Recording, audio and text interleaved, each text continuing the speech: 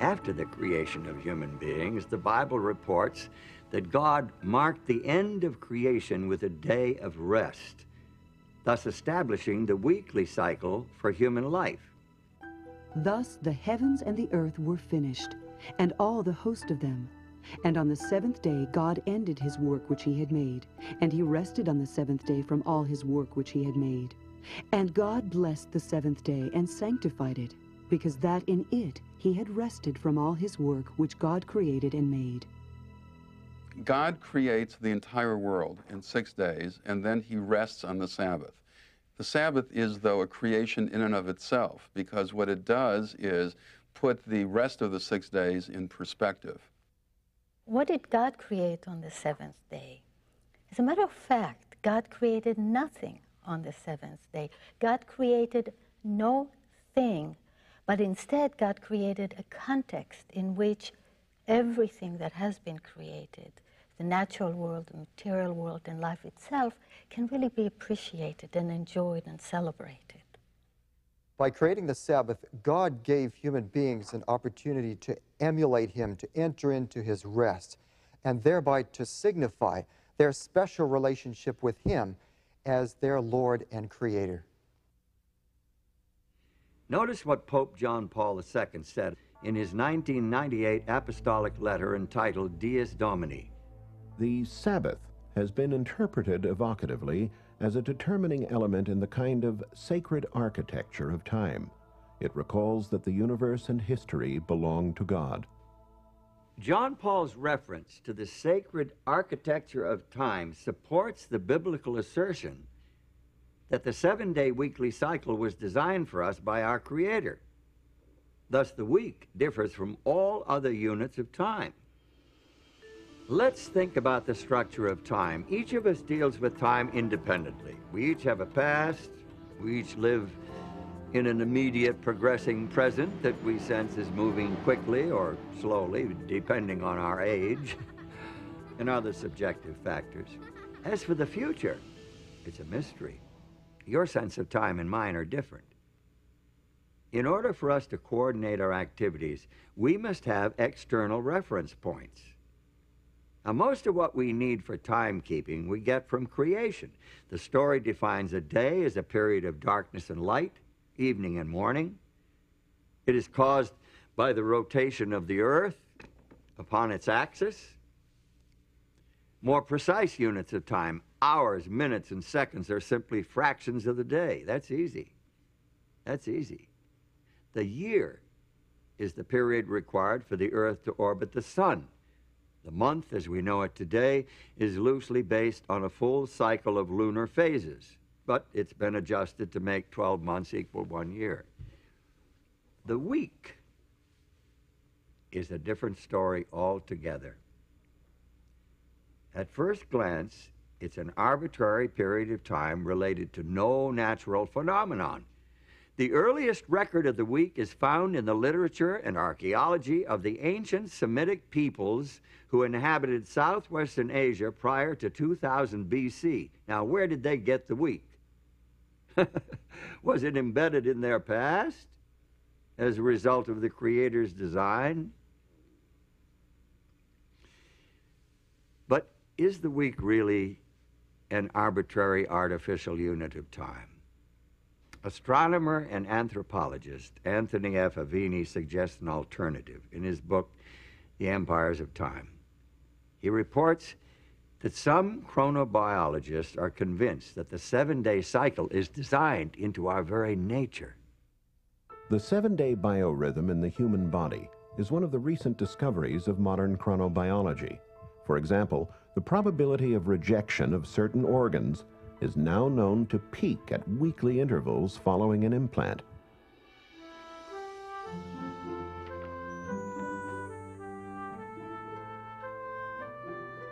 The widespread acceptance of the 7-day week over thousands of years of history is additional evidence supporting the divine origin of the weekly cycle. But if the week of Genesis has survived the thousands of years since the original creation week, why has recognition of the Creator not been preserved just as successfully? Well, the book of Genesis provides the answer as to the downfall of the human family. In fact, if you read Genesis 6:5, you'll see that the Bible says the thoughts of humanity were evil continually. So God decided to clean the world up, sent a flood. And the flood was 40 days upon the earth. And the waters increased and bare up the ark, and it was lifted up above the earth. And the waters prevailed exceedingly upon the earth, and all the high hills that were under the whole heaven were covered. In spite of this dramatic demonstration of God's power and his displeasure with people not following his way, mankind soon forgot again, and they started to build idols to themselves instead of worshiping God. And the whole idea of the weekly cycle, which showed 6 days of work and a Sabbath, was forgotten. And what mankind did was incorporate the weekly cycle into astrological tables instead of remembering the God of creation. About 2,000 years before Christ, there lived in the Chaldean city of Ur a man who is claimed by all three of the world's great monotheistic religions, Judaism, Christianity, and Islam, as one of their primary founders.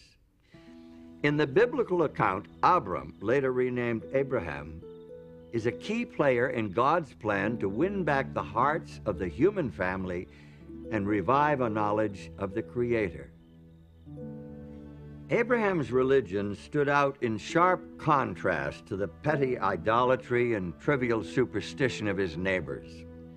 He worshiped the Creator, the transcendent, the invisible God, whose wisdom and power was demonstrated by the very existence of the world itself. He had a religion of faith, not sight. He had a direct relationship with his Maker. According to the Old Testament report, the Creator God revealed the principles of his relationship with the human race in 10 commandments engraved on stone tablets. These commandments were entrusted to Abraham's descendants, the Israelites, as a blessing to share with all nations of the world. Remember the Sabbath day to keep it holy. 6 days shalt thou labor and do all thy work, but the 7th day is the Sabbath of the Lord thy God.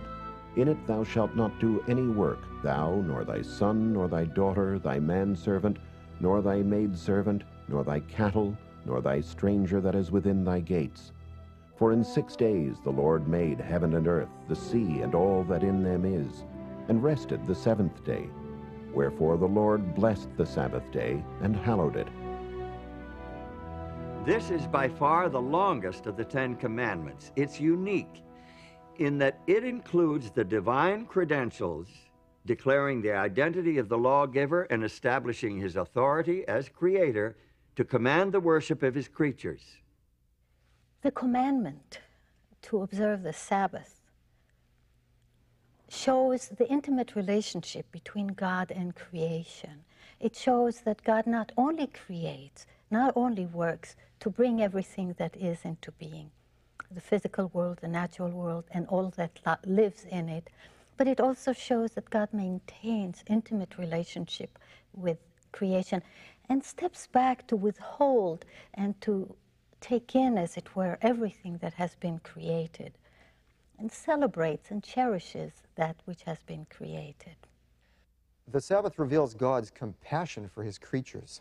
In Exodus 23, verse 12, there's a law regarding the Sabbath, and it says, 6 days you shall do your work, but on the 7th day you shall rest, that your ox and your ass may have rest, and the son of your bondmaid and the alien may be refreshed. So the Sabbath is a gift for God's creatures, not only human beings here, but it's also the ox and the ass, so that they can have rest from their labor that they do during the rest of the week. In the 5th book of the Bible, Deuteronomy, we find the 10 Commandments repeated. This time, the meaning of the Sabbath is enriched by linkage to the deliverance of the nation of Israel from slavery in Egypt. Keep the Sabbath day to sanctify it, as the Lord thy God hath commanded thee. And remember that thou wast a servant in the land of Egypt, and that the Lord thy God brought thee out thence through a mighty hand and by a stretched out arm. Therefore the Lord thy God commanded thee to keep the Sabbath day. We participate in God's redemption, just as the nation of Israel participated in God's redemption, because God has liberated us from something. Now, he liberated the ancient Israelites from Egypt, from Pharaoh, this oppressor. What God does is to liberate us as individuals from the oppressive power of Satan and from the sin that destroys us. Individuals today are in great need of finding a sanctuary in time, which is what the Sabbath is. We are overburdened and driven by the material world and by our own creativity of material things. And the Sabbath becomes the liberation from things, becomes the liberation from slavery to objects, to technology, to economics, to all the things that make us work frantically towards producing more and more.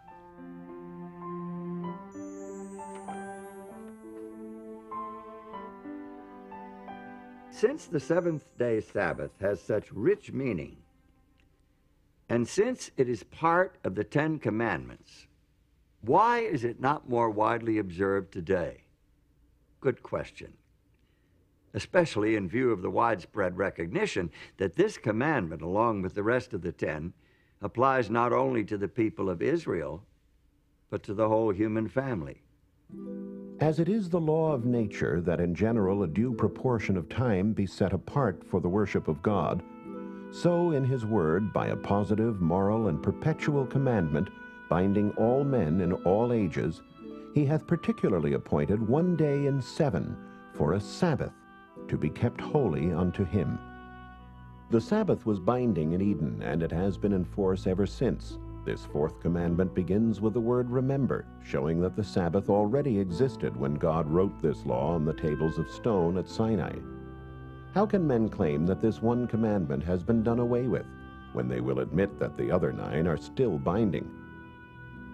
The Sabbath was made for man, not for the Hebrews, but for all men. The Sabbath commandment reveals to us a picture of a Creator who craves a place in the hearts and lives of all his human children. David, the great Israelite king, understood this and instructed his people to spread their knowledge of the Creator God to the rest of the world. Declare his glory among the heathen, his marvelous works among all nations. For all the gods of the people are idols, but the Lord made the heavens. Give unto the Lord the glory due unto his name, and let men say among the nations, the Lord reigneth. The Bible makes it clear that the Creator's desire was to attract the whole human family to true religion, true worship, so that all could share in the good things he intended to do for Israel. Also the sons of the stranger that join themselves to the Lord, to serve him, and to love the name of the Lord, to be his servants. Every one that keepeth the Sabbath from polluting it, and taketh hold of my covenant, even them will I bring to my holy mountain, and make them joyful in my house of prayer. Their burnt offerings and their sacrifices shall be accepted upon mine altar, for mine house shall be called an house of prayer for all people. It's not hard to imagine the power of the Sabbath to restore and cement the relationship between the Creator God and his human children. Their devotion to the Sabbath day, their worship and praise and appreciation for his creative power would bind them to their God with ties of love and gratitude. If they continued their heartfelt observance of the Sabbath, they could never forget him. Moreover, also I gave them my Sabbaths, to be a sign between me and them, that they might know that I am the Lord that sanctify them.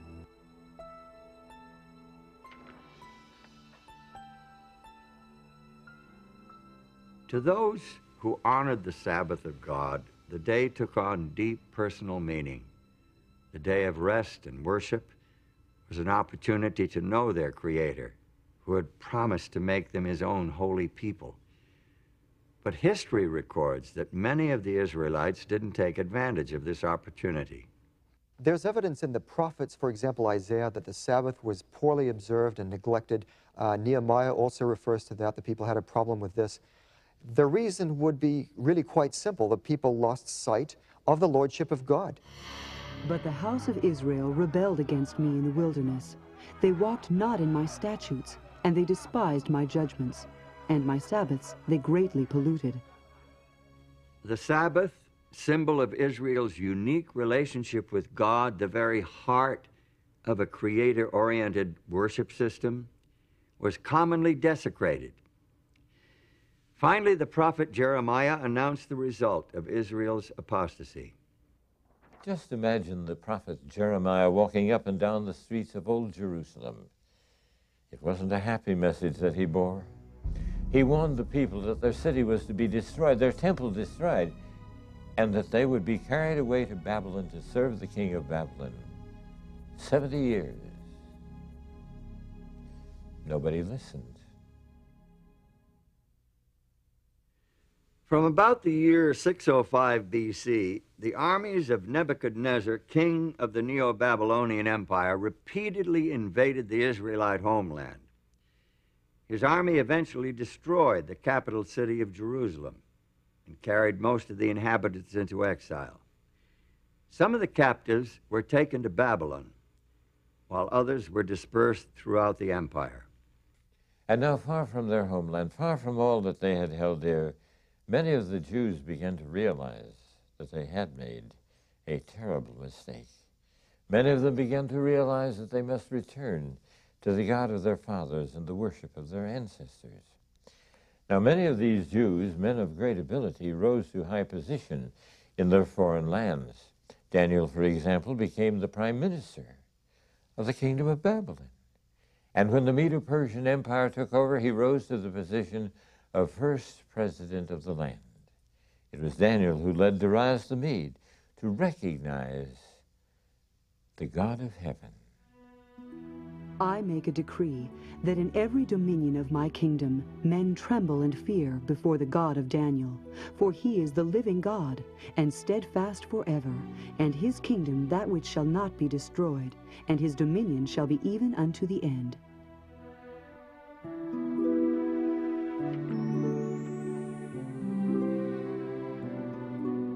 There is evidence to suggest that the religion of the exiled nation became so well known that it influenced the philosophical and religious movements of the following century. Buddha, Zoroaster, Confucius, and Pythagoras all seem to have adopted elements of the Hebrew religion. For example, although there are no holy days in Buddhism today, evidently Sabbath, or Upasatha, was a part of that religion early on. The Blessed One established the rule for observance of a Sabbath, and he suggested that at the seventh-day meeting, any monk whose conscience troubled him should confess his offense before the assembly of brothers. Arthur Lloyd, in his book, The Creed of Half Japan, states that the order of monks kept their Sabbath days for many centuries. Even Confucius may well have been reporting about the seventh-day Sabbath in this passage from one of his classical works. The ancient kings on this culminating day closed their gates. The merchants did not travel, and the princes did not inspect their domains. Some knowledge of the weekly Sabbath eventually found its way into numerous cultures. In the Hebrew language, the name of each day shows its relationship to the Sabbath. The first day is called Echad B'Shabbath, one accompanying or along with the Sabbath. Each succeeding day proceeds toward the Sabbath until the sixth day, which is called Eve of the Holy Sabbath. Day 7 then is Sabbath. In more than 100 ancient and modern languages, the seventh day of the weekly cycle was named Sabbath or its equivalent.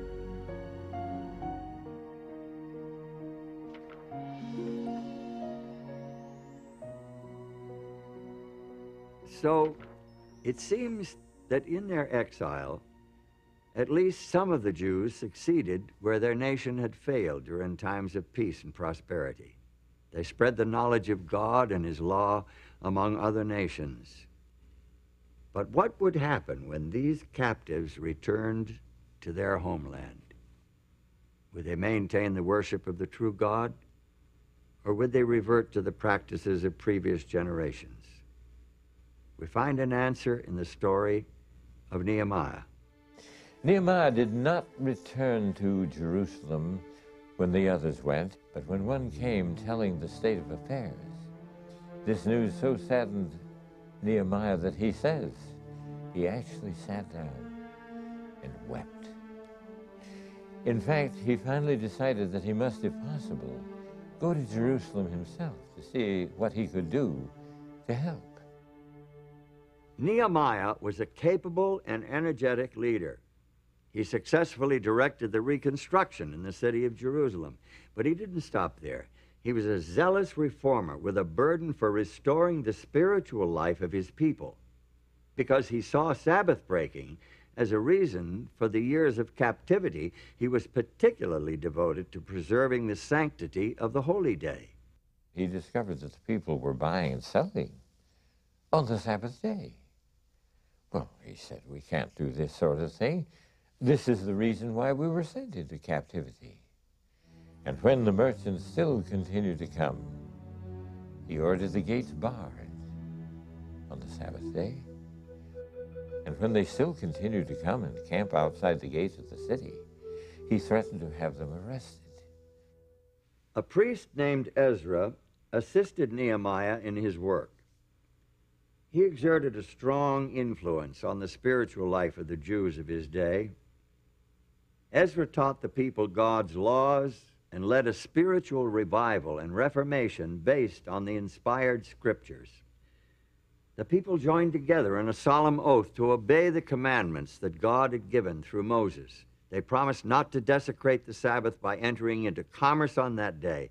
They observed the holy day so carefully and consistently that Sabbath keeping became a distinctive characteristic of their nation.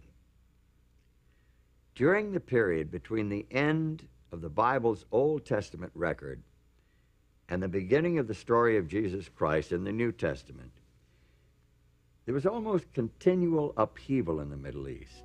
The armies of Alexander the Great overran the Persian Empire. Within a short time, Alexander himself died, and his empire broke up into rival factions.